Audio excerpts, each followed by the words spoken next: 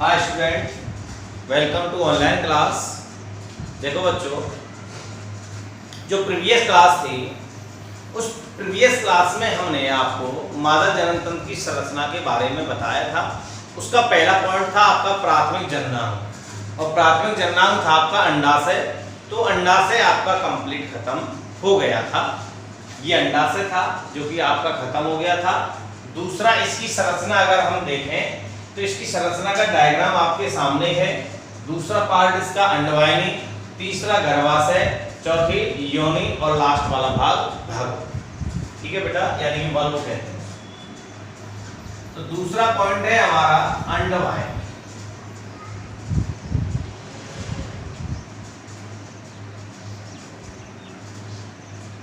ध्यान से सुनो बेटा, पिछली जो क्लास थी प्रीवियस क्लास, उसमें हमने ग्राफियन पुटके के जो भविष्य था उसके बारे में भी बताया था। उसमें दो स्थिति थी बेटा, यदि निषेचन की क्रिया हो जाए और निषेचन की क्रिया नहीं हो।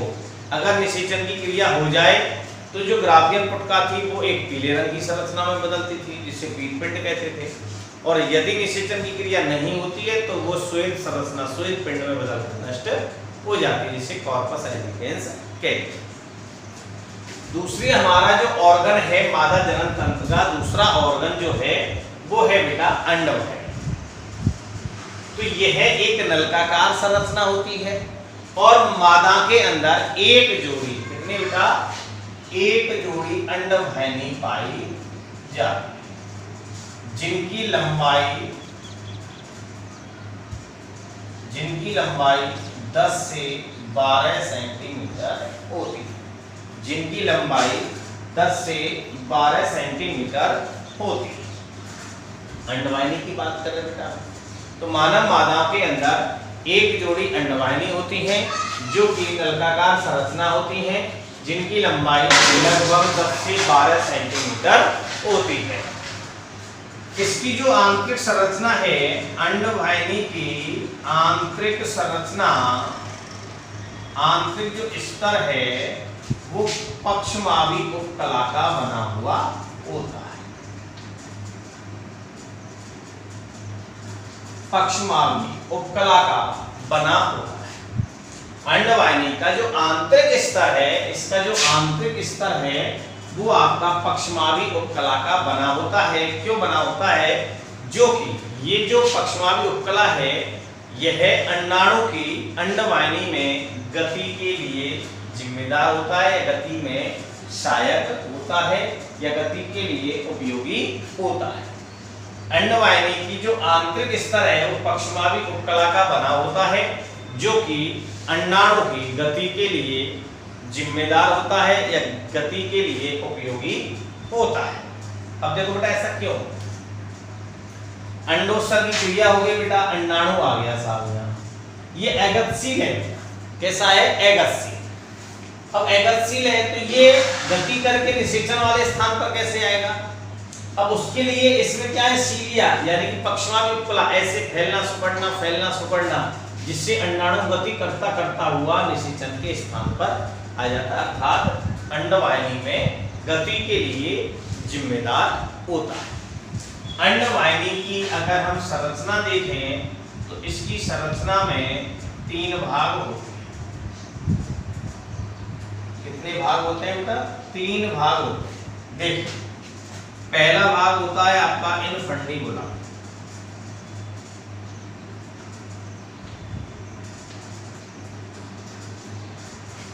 इनफंडिबुलम या इसको हम कीपक कहते हैं। दूसरा पार्ट होता है इसका एम्पुला, और तीसरा पार्ट होता है इस्थमस। अंडवाहिनी की जो संरचना है ना बेटा, इस संरचना में 3 भाग होते हैं। एक होता है इनफंडिबुलम, एक होता है एम्पुला और एक होता है इस्थमस। इधर आ जाइए, जो इसका डायग्राम है मैं अभी आपको यानी कि बता देता हूं।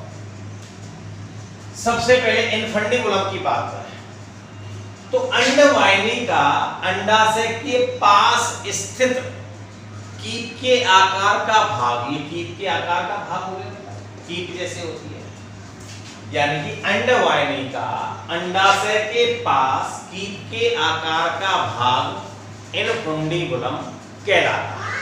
अर्थात अंडवाहिनी का अंडाशय के पास स्थित भाग कीप के आकार का होता है, जिसे हम इनफुंडिबुलम या कीपक कहते हैं।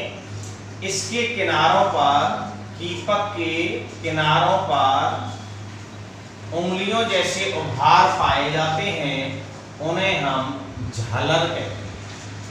क्या कहते हैं बेटा? झालर या फिब्री। ठीक है बेटा। अंडवाहिनी का अंडाशय के पास वाला भाग कीप के आकार का होता है, जिसे हम इनफुंडिबुलम या कीपक कहते हैं। कीपक के किनारों पर उंगलियों जैसे उभार होते हैं, जिन्हें हम झालर कहते हैं। इसके अंदर एक छिद्र होता है, उस छिद्र को हम ऑस्टियम कहते हैं।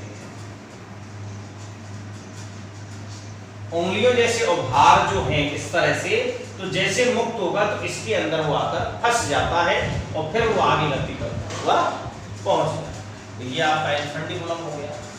दूसरा पार्ट है बेटा इसका एम्पुला। कौन सा है? एम्पुला।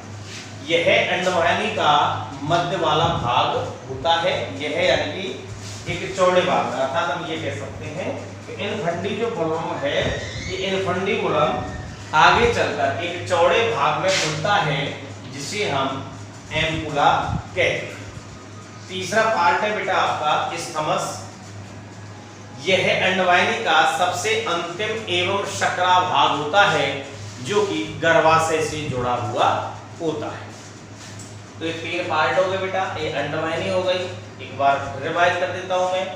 मानव मादा के अंदर एक जोड़ी अंडवाहिनी होती हैं, जो कि नलिकाकार संरचना होती है, जिनकी लंबाई 10 से 12 सेंटीमीटर होती है। अंडवाहिनी का आंतरिक स्तर पक्षमावी उपकला का बना होता है, जो कि अंडाणु की गति के लिए उपयोगी होता है। अंडवाहिनी की संरचना में 3 भाग होते हैं। पहला है इनफुंडिबुलम, दूसरा है एम्पुला और तीसरा है इस्थमस। सबसे पहले है इनफुंडिबुलम। तो अंडवाहिनी का अंडाशय के पास वाला भाग कीप के आकार का होता है, जिसे हम इनफुंडिबुलम या कीपक कहते हैं। इसके किनारों पर उंगलियों जैसे उभार पाए जाते हैं, जिन्हें हम झालर कहते हैं। इसके मध्य में एक छिद्र होता है, जिसे हम ऑस्टियम कहते हैं। दूसरा पार्ट है एम्पुला। इनफुंडिबुलम आगे चलकर एक चौड़े भाग में खुलता है, जिसको हम एम्पुला कहते हैं। तीसरा है इस्थमस। तो एम्पुला आगे, यह अंडवाहिनी का पतला यानी कि अंतिम एवं शकरा भाग होता है, जो गर्भाशय के साथ जुड़ा हुआ होता है। तो ये पहला था आपका बेटा अंडवाहिनी, पहला अंडाशय, दूसरा अंडवाहिनी, तीसरे की ओर चलते बेटा गर्भाशय।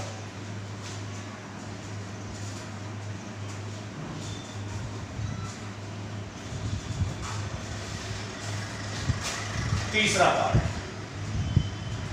गर्भाशय, यूट्रस, यानी कि गर्भाशय। कितने होता है बेटा? 1। यह मादा के अंदर 1 होता है। कितना होता है बेटा? 1। अब देखिए बेटा, एक गर्भाशय है, जो कि इसका जो निर्माण है वो दोनों अंडवाहिनियों के संयुक्त होने से इसका निर्माण होता है। मादा के अंदर एक गर्भाशय होता है, जिसका निर्माण दोनों अंडवाहिनियों के संयुक्त होने से होता है, जुड़ने से होता है। इसलिए इसे सिंप्लेक्स कहते हैं। क्या कहते हैं बेटा? सिंप्लेक्स। ठीक है बेटा, गर्भाशय की बात कर रहे हैं। तो मादा के अंदर एक गर्भाशय होता है, जो कि दोनों अंडवाहिनियों के संयुक्त होने से बनता है। ऐसे गर्भाशय को सिंप्लेक्स कहते हैं। गर्भाशय का आकार जो होता है, ये उल्टी नासपाती के आकार का होता है। आकार कैसा होगा? उल्टी नासपाती के आकार का होता है। लंबाई 5 सेंटीमीटर, चौड़ाई 5.8 सेंटीमीटर, और मोटाई की अगर हम बात करें तो ये 2.5 सेंटीमीटर। ठीक है बेटा। मानव मादा के अंदर एक गर्भाशय होता है जो कि दोनों अंडवाहिनियों के संयुक्त होने से बनता है, इसलिए इस गर्भाशय को हम सिंप्लेक्स कहते हैं। उल्टी नासपाती के आकार का होता है, लंबाई 5 सेंटीमीटर होती है, किताब के अंदर 7.5 सेंटीमीटर है, चौड़ाई 5.8 सेंटीमीटर है और मोटाई इसकी 2.5 सेंटीमीटर होती है। अब हम इसके बाद गर्भाशय की भित्तियों के अगर हम बारे में बात करें तो गर्भाशय के अंदर जो भित्ति है वो 3 भागों में बटी होती है। पेरीमिट्रियम,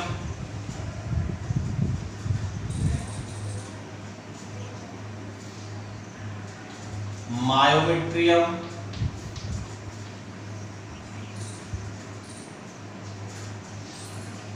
और तीसरा है एंडोमेट्रियम।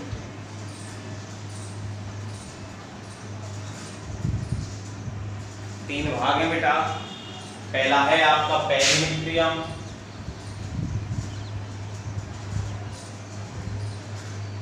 दूसरा है मायोमिट्रियम और तीसरा है एंडोमेट्रियम। अब सबसे पहले पेरीमिट्रियम की अगर हम बात करते हैं तो यह सबसे बाहरी और पतला आवरण होता है। यह सबसे बाह्य आवरण होता है और पतला आवरण होता है। पेरीमिट्रियम गर्भाशय की जो भित्ति है ना बेटा, उस भित्ति का निर्माण 3 स्तरों से होता है। सबसे पहला जो स्तर है वो है पेरीमिट्रियम, यह सबसे बाह्य और कैसा यानी कि पतला स्तर है। मायोमिट्रियम की अगर हम बात करते हैं तो यह मध्य का मोटा और पेशीय स्तर होता है। कैसा होता है? मोटा होता है, पेशीय स्तर होता है। अब मायोमिट्रियम है, इसके अंदर प्रसव क्रिया के समय तीव्र संकुचन होते हैं जिससे गर्भाशय पर दबाव उत्पन्न होता है। इस दबाव के कारण जो एक परिपक्व शिशु है वो गर्भाशय नाल से होते हुए बाहर निकल जाता है। कौन सा बेटा? मायोमिट्रियम। तीसरा एंडोमेट्रियम, यह सबसे भीतरी और मोटा स्तर होता है। इसी के अंदर रोपण की क्रिया होती है और यह आर्तव चक्र के दौरान क्षतिग्रस्त होता है। ये गर्भाशय की भित्ति के 3 स्तर हो गए बेटा, पेरीमिट्रियम, मायोमिट्रियम, एंडोमेट्रियम। पेरीमिट्रियम सबसे बाह्य एवं पतला स्तर होता है। मायोमिट्रियम यह मध्य का मोटा और पेशीय है। इसके अंदर प्रसव क्रिया के समय संकुचन होते हैं। उन संकुचन से गर्भाशय पर दाब लगता है। गर्भाशय क्या लगेगा? दाब लगेगा, जिससे जो शिशु है वो प्रसव क्रिया के दौरान शरीर से बाहर निकल जाता है। एंडोमेट्रियम की बात करें तो ये सबसे आंतरिक एवं मोटा स्तर होता है। इसी स्तर में रोपण की क्रिया होती है और अगर रोपण नहीं होता है तो यही स्तर आर्तव चक्र के दौरान क्षतिग्रस्त होता है। गर्भाशय के भागों के बारे में अगर बात करें तो 3 भाग होता है। पहला होता है बेटा फंडस, दूसरा होता है काय और तीसरा होता है ग्रीवा। सबसे पहले फंडस की अगर हम बात करें तो यह गर्भाशय का सबसे अग्रभाग होता है जो कि अंडवाहिनियों के साथ जुड़ा हुआ होता है।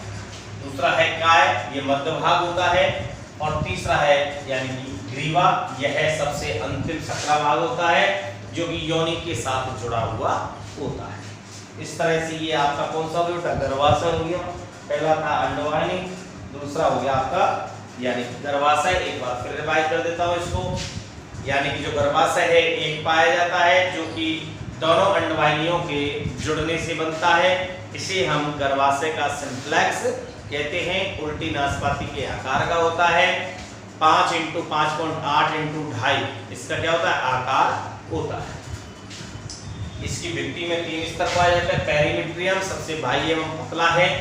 मायोमिट्रियम मध्य का मोटा पेशीय स्तर है जिसके अंदर जिसके अंदर क्या होता है? तीव्र संकुचन होते हैं जिससे गर्भाशय पर दाब लगता है, जिससे परिपक्व शिशु प्रसव क्रिया के दौरान योनि मार्ग से होते शरीर से बाहर आ जाता है। एंडोमेट्रियम ये सबसे आंतरिक मोटा स्तर होता है। इसी भाग के अंदर, इसी स्तर के अंदर रोपण की क्रिया होती है, और यदि रोपण नहीं होता है तो यही आर्तव चक्र के दौरान क्षतिग्रस्त होता है।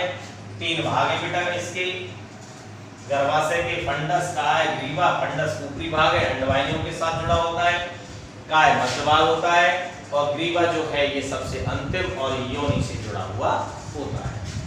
अगला पॉइंट है बेटा आपका योनि।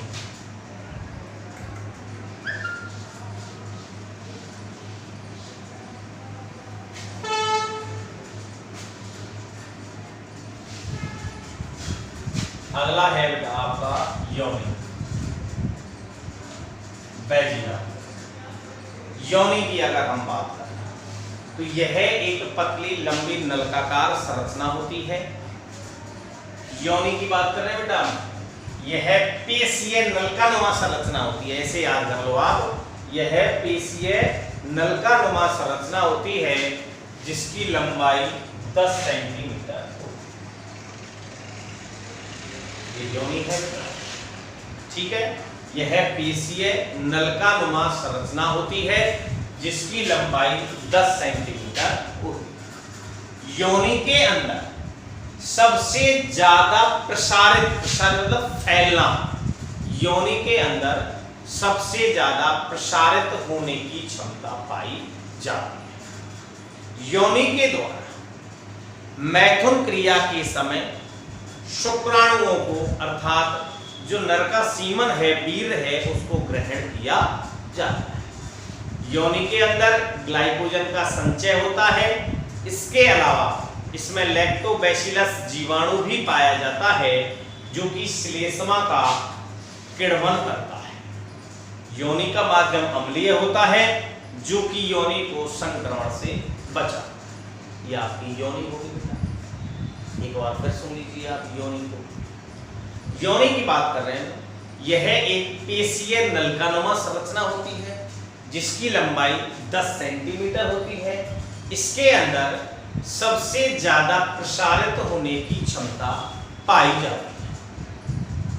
मैथुन क्रिया के समय योनि के द्वारा सीमन को ग्रहण किया जाता है और योनि के अंदर ग्लाइकोजन का संचय भी होता है और योनि में लैक्टोबैसिलस जीवाणु पाया जाता है जो कि श्लेष्मा का किण्वन करता है।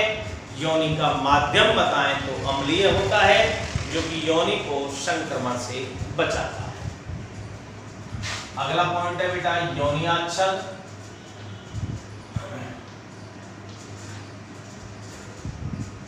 जिसे हाइमन भी है, योनियाच्छद या हाइमन। योनि के द्वार पर एक पतली छिद्रयुक्त झिल्ली पाई जाती है जिसे हम योनि आच्छद कहते हैं। योनि द्वार पर एक पतली छिद्रयुक्त झिल्ली पाई जाती है जिसे हम योनि आच्छद कहते हैं। यह पहली बार मैथुन क्रिया के समय फट जाती है अर्थात हट जाती है।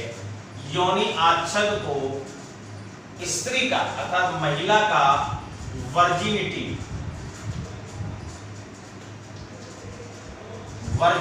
का सूचक माना जाता है, या इसको कहते हैं कौमार।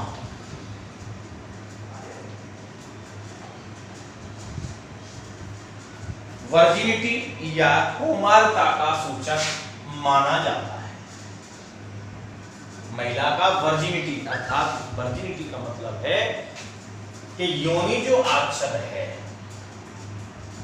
यदि महिला के मादा जनन तंत्र के अंदर है तो ऐसा माना जाता है कि इस महिला ने कभी भी संभोग की क्रिया नहीं की अर्थात मैथुन क्रिया नहीं, क्योंकि ये जो योनि आच्छद जो है ये प्रथम बार मैथुन क्रिया के समय हट।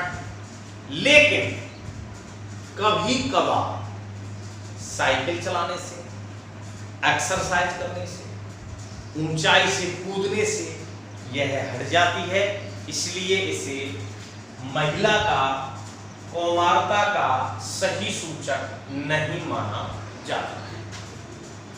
ठीक है बेटा। अगला जो पॉइंट है, लास्ट पॉइंट, वो है बेटा भग, बलवा।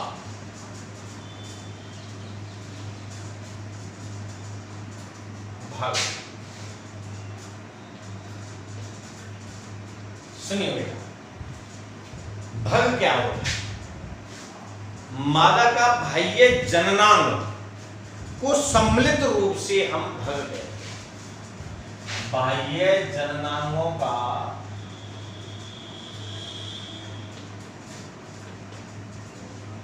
बाह्य जननांगों का सम्मिलित रूप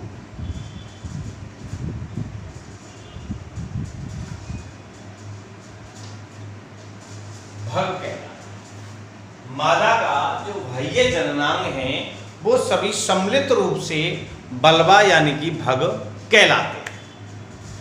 ठीक है बेटा। मानव जो मादा है, उस मानव मादा का जो जितने भी बाह्य जननांग हैं उन्हें सम्मिलित रूप से हम भग कहते हैं। अब कौन कौन से अंग हैं वो देख लीजिए आप। सबसे पहला है बेटा जघन सेल, दूसरा है बेटा बृहद्भगोष्ठ,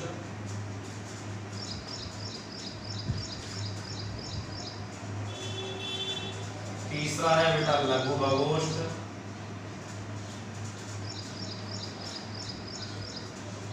चौथा है बेटा मादा शिशन,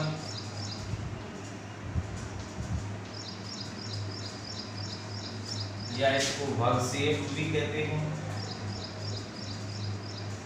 या इसको क्लाइटोरिस कहते हैं।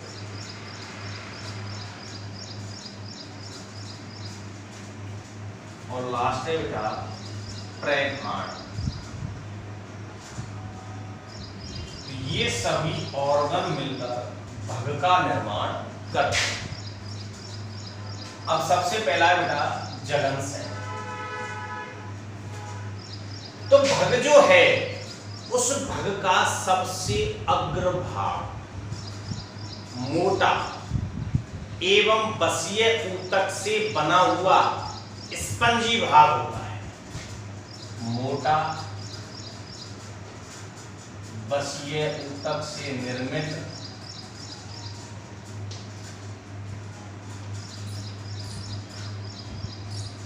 स्पंज।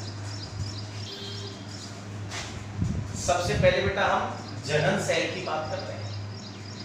मोटा है, अग्रभाग है, भग का अग्रभाग है, मोटा है, बसीय ऊतक से बना हुआ है, स्पंजी है, जिस पर बाल पाए जाते हैं। बाह्य जनमादा का जो बाह्य जननांग है उसके ऊपर जो बाल पाए जाते हैं उस भाग को हम जघन सेल कहते हैं। दूसरा पार्ट है बेटा बृहद्भगोष्ठ। जघन सेल के नीचे, जघन सेल के नीचे त्वचा के बलित होने से, त्वचा के बलित होने से दो मोटे कोष्ठों का निर्माण होता है। कोष्ठों का निर्माण होता है जिन्हें हम बृहद्भगोष्ठ कहते हैं। जघन सेल के नीचे त्वचा के बलित होने से दो मोटे कोष्ठनुमा संरचना बनती है जिन्हें हम बृहद्भगोष्ठ कहते हैं। लघुभगोष्ठ की बात, तो बृहद्भगोष्ठ के नीचे कोमल लाल रंग के दो कोष्ठनुमा संरचना पाई जाती हैं जिन्हें हम लघुभगोष्ठ कहते हैं। मादा शिशन, भगसेफ या क्लाइटोरिस। लघुभगोष्ठ के संधि स्थल पर, लघुभगोष्ठ के ऊपर की ओर संधि स्थल पर एक छोटी तंतुमय संरचना पाई जाती है। तंतुमय संरचना बेटा देखो, ये संधि स्थल है ना, यहां एक तंतुमय संरचना पाई जाती है जिसको हम मादा शिशन या भगसेफ या क्लाइटोरिस कहते हैं, जो कि मैथुन क्रिया के समय उत्तेजना उत्पन्न करता है। लास्ट है बेटा प्रघाण। कौन सा है? प्रघाण। मूत्र छिद्र और जनन छिद्र दोनों एक दरारनुमा संरचना में खुलते हैं। दोनों एक दरारनुमा संरचना में खुलते हैं, जिसे हम प्रघाण कहते हैं। जिसे हम प्रघाण कहते हैं। तो ये सभी ऑर्गन मिलकर भ्रूण का निर्माण करते हैं। अंडाशय हुआ था, दूसरा पार्ट था बेटा अंडवाहिनी। मादा के अंदर एक जोड़ी अंडवाहिनी पाई जाती है, लंबाई इनकी 10 से 12 सेंटीमीटर होती है। अंडवाहिनी का आंतरिक स्तर है यह पक्षमावी उपकला का बना होता है, जो कि अंडाणु की गति के लिए आवश्यक होता है। इसके संरचना में तीन भाग होते हैं, इनफंडिबुलम, एम्पुला, स्थमस। अगर हम इनफंडिबुलम की बात करें तो अंडवाहिनी का अंडाशय के पास वाला भाग कीपनुमा आकार में होता है, जिसे कीपक या इनफंडिबुलम कहते हैं। इसके किनारों पर उंगलियों जैसे उभार पाए जाते हैं, जिन्हें हम झालर या फाइब्री कहते हैं। मध्य में छिद्र होता है, जिसको हम ओस्टियम। इस तरह से होगा, मध्य में छिद्र होगा, जैसे अंडाणु मुक्त होगा तो वो उसके अंदर चला जाएगा। दूसरा है एम्पुला। इनफंडिबुलम आगे एक चौड़े भाग में खुलता है, जिसे एम्पुला कहते हैं। इसके बाद में था आपका कौन सा? स्थमस। तो जो फंडस पार्ट जो एम्पुला है, यह एम्पुला आगे चलकर एक पतली जो नलकाकार संरचना है, एक सक्रिय नलकाकार संरचना में खुलता है, जिसको हम क्या कहते हैं?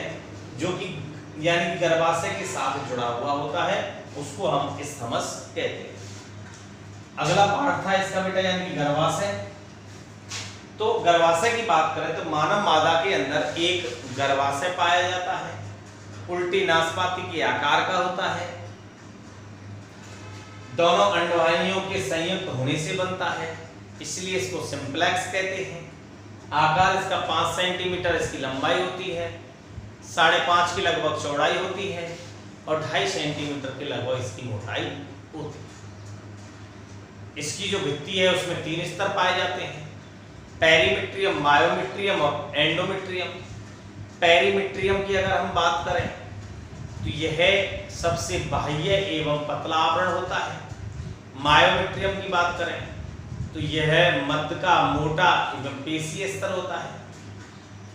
इसके अंदर संकुचन होते हैं, प्रसव क्रिया के समय संकुचन होने से गर्भाशय पर दाब बढ़ता है, जिससे जो यानी परिपक्व शिशु है वो गर्भाशय से बाहर निकल जाता है।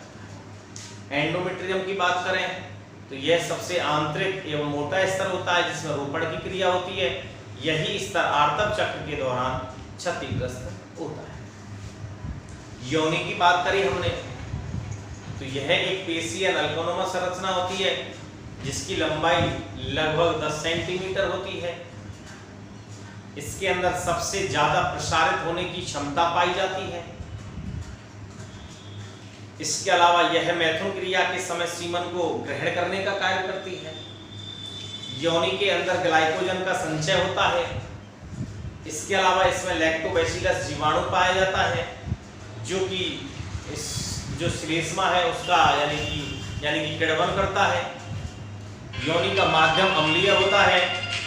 माध्यम होने के कारण यह संक्रमण से बचा है।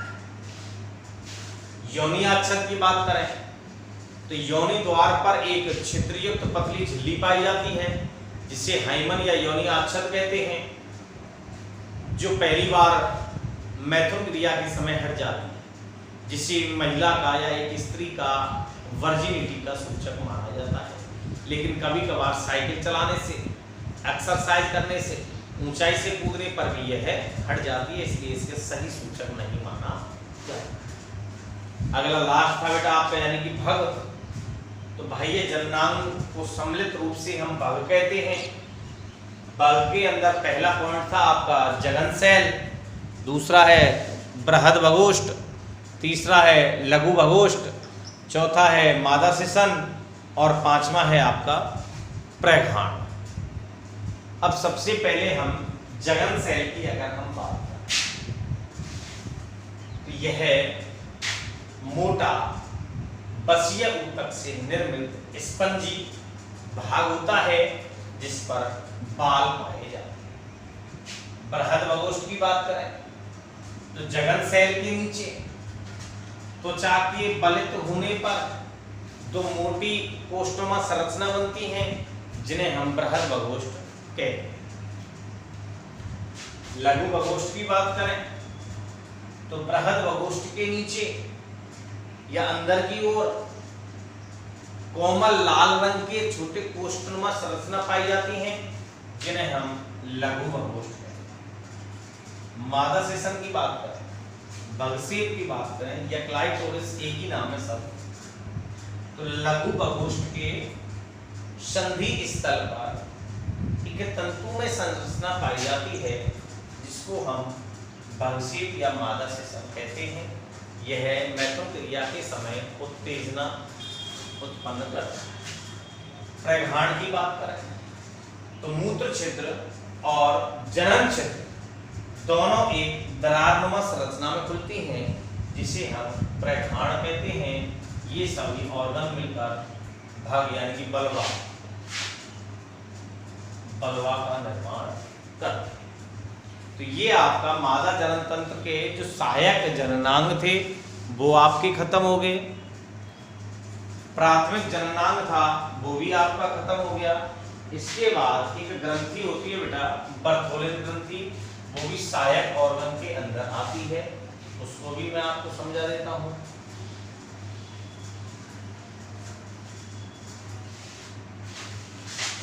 बर्थोलिन ग्रंथि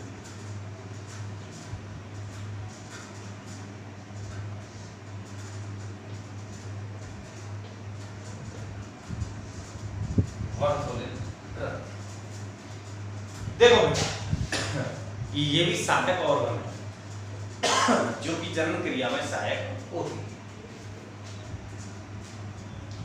बर्थोलिन ग्रंथि के बारे में बात करें तो मानव मादा के अंदर एक जोड़ी बर्थोलिन ग्रंथि पाई जाती है जो कि सीम के बीज के आकार की होती है।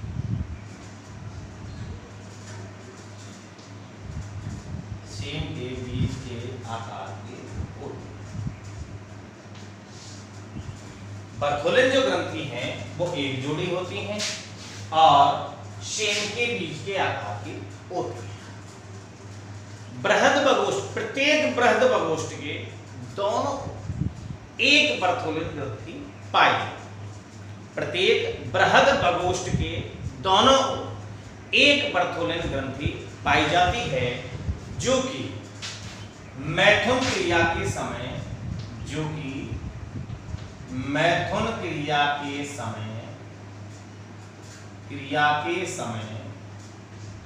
श्लेष्मीय पदार्थ का स्रावण करती है। श्लेष्मीय पदार्थ का स्रावण करती है जो कि मैथुन क्रिया को आसान बनाती है।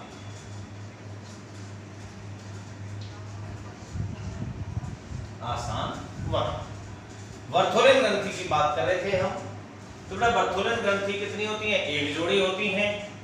आकार कैसा है बेटा? सीम के बीज के आकार का। कहां पाई जाती है? बृहद बगोष्ठ जो है उसके प्रत्येक बृहद बगोष्ठ के दोनों ओर अग्र भाग पर एक बर्थोलिन ग्रंथि पाई जाती है जो कि मैथुन क्रिया के समय एक श्लेष्मीय पदार्थ का स्रावण करती है जो कि मैथुन क्रिया को आसान बनाती है। तो ये बर्थोलिन ग्रंथि हो गई। यह भी एक सहायक ग्रंथि के रूप में पाई जाती है। इसके बाद जो है एक स्तन ग्रंथि भी होती है बेटा। क्या होती है? स्तन ग्रंथि। मादा के अंदर सक्रिय और पक्षगोहा, ठीक पक्षगोहा के साथ एक जोड़ी स्तन ग्रंथियां पाई जाती हैं जिनमें दुग्ध का स्रावण होता है। इसका स्रावण होता है दुग्ध का। स्तन ग्रंथि की जो वृद्धि एवं विकास है उसके लिए जिम्मेदार हार्मोन एस्ट्रोजन, प्रोजेस्टेरोन और प्रोलैक्टिन और सोमेटोट्रोपिन, ये चारों हार्मोन एस्ट्रोजन, प्रोजेस्टेरोन, प्रोलैक्टिन और सोमेटोट्रोपिन, ये हार्मोन इसके लिए जिम्मेदार होते हैं। संरचना की अगर हम बात करें तो स्तन ग्रंथि में यानी ग्रंथिल ऊतक और वसीय ऊतक दोनों पाए जाते हैं। ग्रंथिल जो ऊतक है वो यानी कि 15 से 20 पालियों में बढ़ जाता है, जिसमें केश के गुच्छ पाए जाते हैं जिन्हें कूपकाएं कहते हैं। कूपकाओं में यानी कि दूध का श्रावण होता है और कूपका कहाँ खुलती है? स्तन यानी कि स्तन नलिका में खुलती है, स्तन नलिका में खुलती है। कूपका से दूध को लेकर स्तन वाहिनी में आ जाएगी। स्तन वाहिनी सब अपने अपने भाग के दुग्ध को एकत्रित करके जो मेन जो नलका है जिसको हम दुग्ध नलका कहते हैं उसमें आके खुलती हैं। ये स्तन प्रवेश में आकर खुलती हैं। स्तन प्रवेश पर एक काले रंग की गुंडीनुमा संरचना पाई जाती है जिसको निप्पल कहते हैं। निप्पल के अंदर असंख्य छिद्र होते हैं। ये स्तन ग्रंथि हो गई। तो ये दोनों ग्रंथियां जो हैं ये दोनों ग्रंथियां सहायक जननांग के रूप में होती है। वर्थोलिन ग्रंथि सहायक जननांग है और इसके अलावा स्तन ग्रंथि भी पाई जाती है। नेक्स्ट यहाँ से जो आगे का है जो टॉपिक है यानी कि नोट्स जो बनवाने हैं वो नेक्स्ट क्लास के अंदर मैं आपको इसको लिखाऊंगा। धन्यवाद।